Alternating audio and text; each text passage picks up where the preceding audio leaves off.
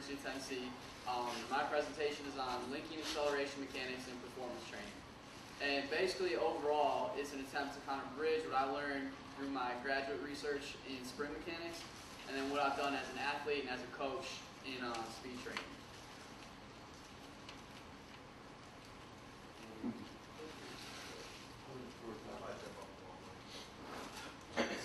The right arrow? There's a slide on the side. Alright, so the purpose of the presentation is basically to provide an overview of sprinting biomechanics and factors involved, and then go into how we take those mechanics and kind of critical features of the acceleration movement and use those to talk about how we do performance training. So, an overview of sprinting in general, basically you have three phases of sprint. You have an acceleration phase, you have a maximum speed phase, and then you have a maintenance phase where you're trying to maintain. What we're going to focus on today is we're going to talk about the acceleration phase of sprinting. And for that, the most important thing you can see on there is explosive concentric strength of the muscle. That's really what you want to focus on to improve, and the fundamental, most important thing about acceleration. So, to understand acceleration, we have the ability to reach maximum speed and the greatest amount of distance in the shortest amount of time possible. So a lot of people will say that you want to get up to top speed in the shortest distance you can, and that's not necessarily the case, because if I'm someone and we're both going to accelerate over a course of 2 seconds, well, if I can go 30 yards in 2 seconds and you can only go 20 yards in 2 seconds, that's going to give me a huge advantage. So really we want to maximize that distance that we can cover in the minimum amount of time. Other things, so the purpose of acceleration is you're going to have to generate momentum. You're also going to have to be able to, the purpose of acceleration is to generate momentum. You're going to be able to do that through concentric muscular force and power, being able to generate a large horizontal impulse. And when we talk about impulse, that means force times time. And the way you generate a large impulse in the horizontal direction is by applying force backwards. So if I'm pushing off backwards, that's going to give me reaction force to push my body forward at a better speed. And then the last thing, to generate that momentum, to build up your acceleration, you need to be able to increase your stride length during that period of time. So we're going to talk about 5 critical features of acceleration. The first one we're going to talk about is body angle. The second one we're going to talk about is hip position. And we're going to talk about triple flexion, triple extension, and arm action. So this kind of gives you a more visual effect of the critical features of acceleration. So you can see his body angle, he's got a hip position forward, triple extension, triple flexion, and arm action. And then we'll go into those in a little bit more detail. So, Evan, go ahead. Alright, so when we're talking about body angle, we want to have about 30 to 45 degrees. Generally, it's about 45 degrees for most athletes, but if they have the strength, the balance, and the stability to do less than that, to go to maybe 40, 35, that's going to improve them as long as they can maintain the technique to do that. The other things that body angle is going to do is going to help you maximize positive torque. So that's when your legs move when you run, they move in a cycle. So positive torque is being able to apply that force kind of in that circular motion through the movement at your hips, knee, etc. The other thing that you really want to focus on is going to help you with body angle is to maximize horizontal reaction force. So I talked about that impulse of being able to apply that force backwards. If I'm straight up and I hit the ground, my force is going straight down. Whereas if my body's oriented forward, it helps me drive backwards to propel me in the right direction. So this kind of just shows real quick the advantage when I was talking about torque. And if you have a larger lever arm, like you can see right here, when he's lower, that's going to maximize his torque in the forward direction. Hip position, second critical feature. And generally hip position is described as forward, but really it just means having the pelvis in a neutral position. The reason that you want to do that is so you have a smooth transition of force throughout the body.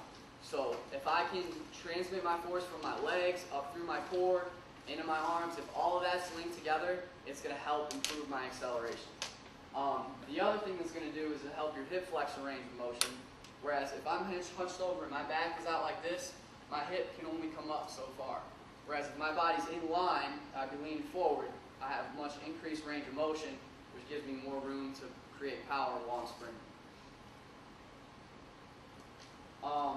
Triple flexion is what we're talking about, the position of the hip, knee, and ankle during leg recovery.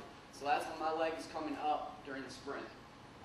It's going to decrease the leg's moment of inertia, and what that means is basically when I'm going around in a circle, my leg travels faster if it's flexed and bent than if it's out in a straight line. It's also going to help give you that greater range of motion, which I just talked about with the hips. But if I can recover my leg up and drive my knee up to a higher position, well, that gives me more room, more time to drive my body backwards when I'm accelerating. And then the other thing is the ankle dorsiflexion is very important because one, it's going to encourage that when you contact the ground, you contact on the balls of your feet, which is very important. And the other thing that it's going to help do is it's going to help with your utilization of the stretch reflex. So when my leg's here and I come and hit the ground, it helps my range of motion and activate that stretch reflex to help spring me forward. Triple extension is probably the most common thing people talk about in here when they're talking about sprinting and acceleration. And that's going to talk about the hip, knee, and ankle at push-off. Overall, probably the most important factor in acceleration, and that's going to be the key to help you propel the body forward. It's also going to help produce that large horizontal impulse and forward ground reaction force that I talked about a little bit earlier. And it's also going to give you basically all the power that you need to generate improved and increased stride length over the course of your acceleration. So this is a picture of triple flexion extension. We're talking about flexion. That's going to be his leg up here in recovery. Extension is this leg back right here. And right here we have pistons. It's a picture of pistons. And to describe the process of that alternating triple flexion extension, we compare it to pistons firing back and forth as the body's going forward. The last critical feature is arm action. And during acceleration, you're going to have an exaggerated chin-to-pocket arm action. So once you're up at top speed, people talk about arm action right here. But actually during acceleration, it's going to be more exaggerated and up over your head to help drive your body forward. Now, one thing that's going to do is help give you balance. When you run opposite arm, opposite leg. So by driving my arm on the opposite side that my leg's driving, that's going to help give me balance during my sprint. The other really important thing that's going to do is going to contribute power to your sprinting movement. Now, if I drive my arms faster, because my arms move my legs are going to go faster. If my arms drive more powerful, my legs are going to drive more powerful. And that's part of that is the motor signals in the brain. As you drive your arms, because they're linked together, they'll spill over and help improve what you're doing with your legs. So this is a video real quick, kind of showing a textbook acceleration, what it will look like. You gotta click on the video first. You can't do that on a slideshow, I don't think. No. You like hit Control P. Control P.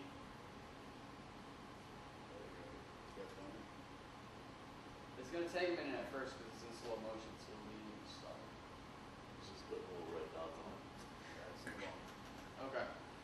So moving forward in the video, you would be able to see him get his triple flexion, triple extension, body angle. All the features we just talked about would be clearly visible. Alright, so the next part we have is we're going to talk about a little bit about training acceleration. So, and again, the key to that is being able to build that explosive concentric muscle action. So, when we're developing sprinting technique, we talk about sprinting as a total reclamation project. And basically, we're going to start from scratch. We're going to learn the basic movement patterns and kind of fundamentals of the movement before we do other things. To do that, when you're focusing on acceleration, you want to prioritize and target the critical features we just talked about. And then also, quality repetitions are going to be the key. To really get that motor learning down, you have to repeat that skill and repeat and repeat and repeat. Get it down in the exact, as much as possible, the exact way that you're going to do it on the field. Now that's going to be really important because once I'm playing football, I'm not going to think about how I'm running. You know, if I'm doing whatever sport, whatever movements I'm involved in, I'm not going to think about it at the time. So I need to learn that skill so it's second nature when I get out on the field. Developing technique is really important because it's going to maximize your physical ability.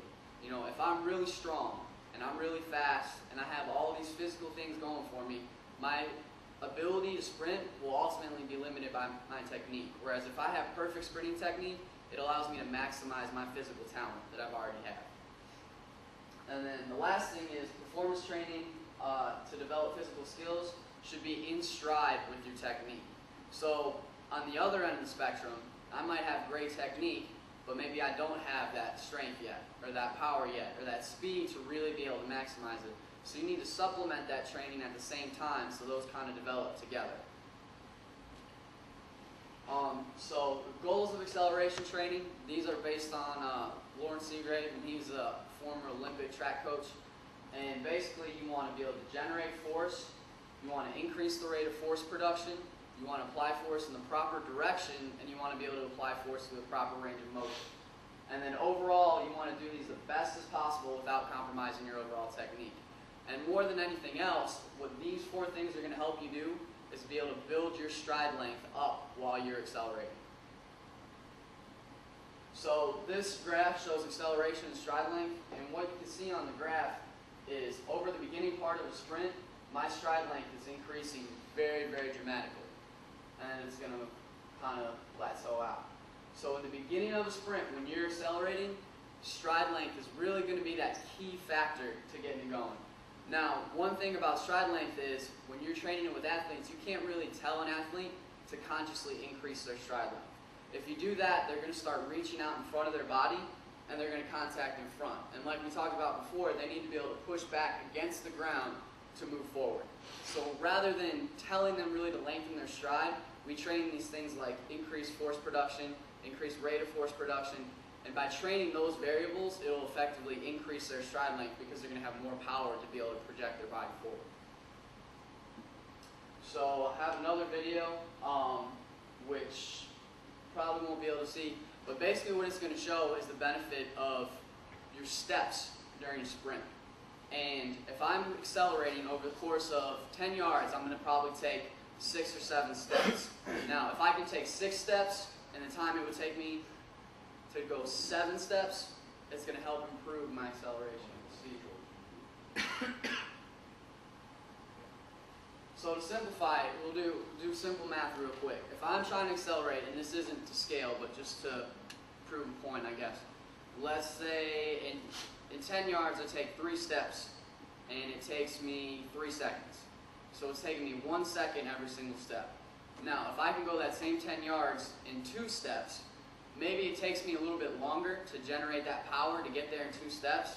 But if I do, so it's a little longer, maybe 1.25 seconds per step. So it's a little bit slower than if I was at 3 steps. But in the end, I'm going to get there in 2.5 instead of 3.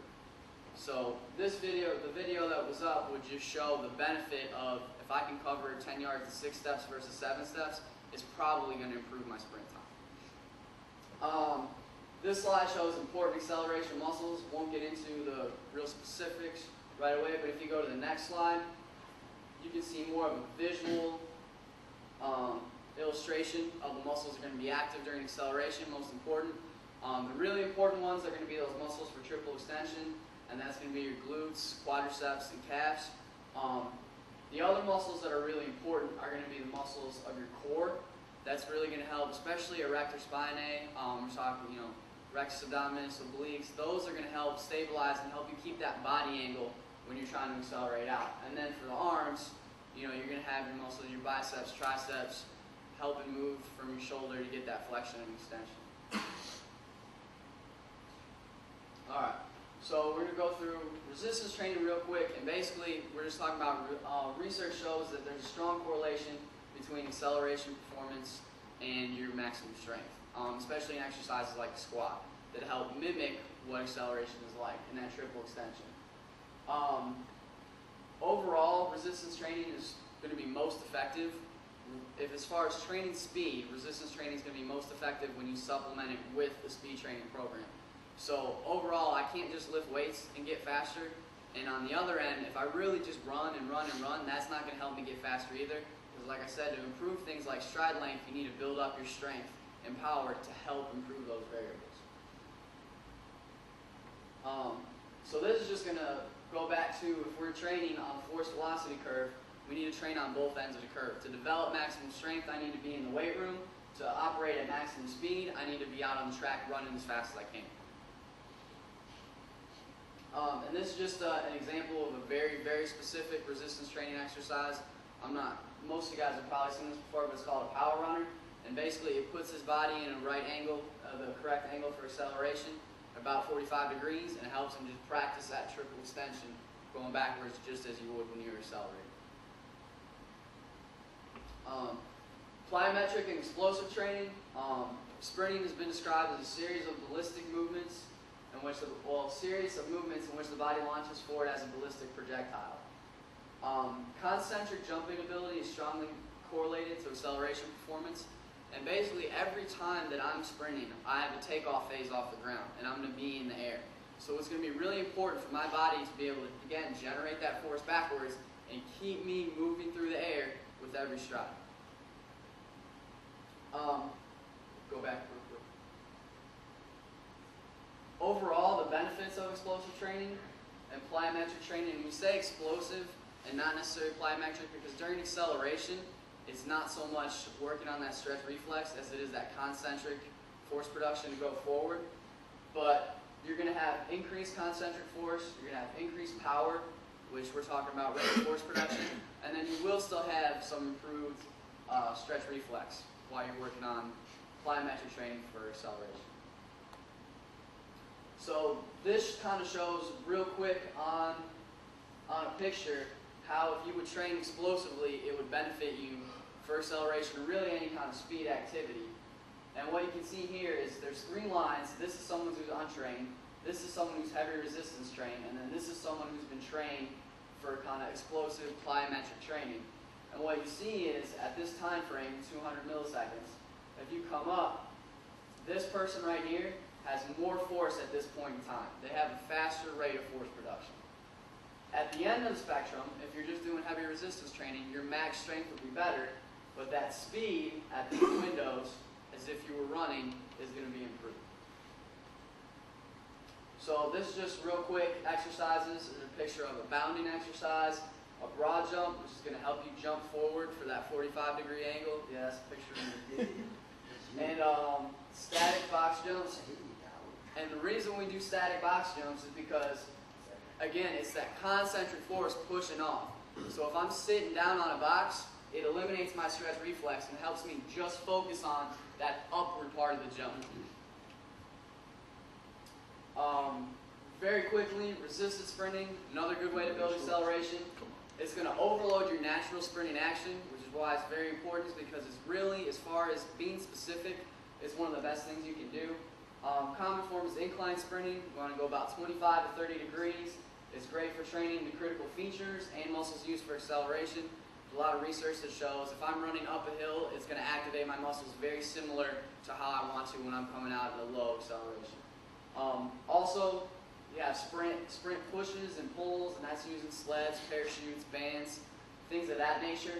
And one really important thing when you're doing acceleration and you're pulling or pushing an object is you want to think about the orientation of that object when how you're running. So if I have a sled or something tied the back to my back, I want the angle of the rope or whatever I'm towing to be about 45 degrees. If it's too high or too low, it's really going to throw off the mechanics of how I'm trying to run.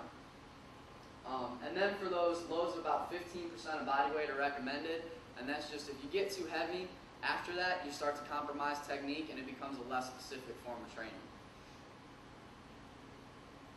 So this is just a quick example of some resistance sprinting exercises right there. You have a sled pull, incline sprinting, and you can see his mechanics for acceleration as he's going up the hill. And then this guy also has a forward lean while he's pushing the sled. Alright, last one is overspeed training, and you're going to have you're using an external force or something from the outside to help that athlete achieve the speed they cannot achieve on their own. It trains the neuromuscular system to operate at faster speeds, but the primary adaptation for overspeed training is improved stride frequency, and realistically, that's why it's not recommended for training acceleration quite as much. It can adversely affect mechanics and stride length, and if I'm shortening my stride length, that's not helping me with my acceleration. It's also going to train more of a pull forward than that push backwards into the ground. And we've talked a lot about that explosive concentric push in the ground is what you want for acceleration. So if I'm pulling forward, that's not going to help me work on that quite as well. And it's also going to alter my ground contact, putting my foot more in front of my body than being able to drive backwards. Exceptions, if you do a bullet belt or resisted let go, where you're resisted right away at first, and then you let someone fall forward under their own power, that's going to overspeed and get them up to speed, but it's not going to exaggerate pulling them forward quite as much. So final considerations, technique first approach to training is really good. It helps you focus on those critical features to maximize your physical ability. Supplementing technical training by developing strength, speed, power, flexibility, those kind of things that are going to help you achieve those critical features and really help maximize your ability. The last thing is building a multi-dimensional athlete.